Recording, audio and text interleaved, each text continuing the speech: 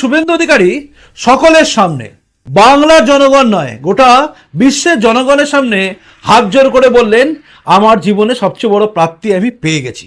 আর সেই প্রাপ্তিটা কি না আমি বলছি না, দেখুন। আমি হিন্দু হৃদয় স্থান নিয়ে নিয়েছি, পরম প্রাপ্তি। পরিবার নাকি সিপিএম বলেছে, প্রমাণ হয়ে গেল পরিবার হিন্দু। ভয়ঙ্কর আতঙ্ক। সবাই বলছে মুখ্যমন্ত্রী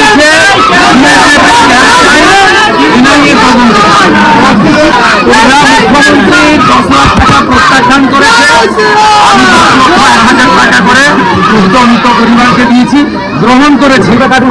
হিন্দুদের কাছে আমি কৃতজ্ঞ, এদের কাছে মুখ্যমন্ত্রী প্রাপ্ত আর বিরোধী দলনেতা তাকে অ্যাকসেপ্ট করেছে। প্রমাণ হয়ে গেছে যে হিন্দুদের জন্য আমরা তিনি হিন্দুদের হৃদয়ে স্থান নিয়ে নিয়েছেন। রাজনীতির জগতে এই প্রথম শুভেন্দু অধিকারীর মতো মানুষকে আমি দেখেছি, যিনি সরাসরি হিন্দুদের জন্য কিন্তু কিছু বলছেন, কিছু করছেন, এবং হিন্দুদের কাছে তিনি একজন হিন্দু বীর আইকন হিসেবে প্রমাণিত হচ্ছেন।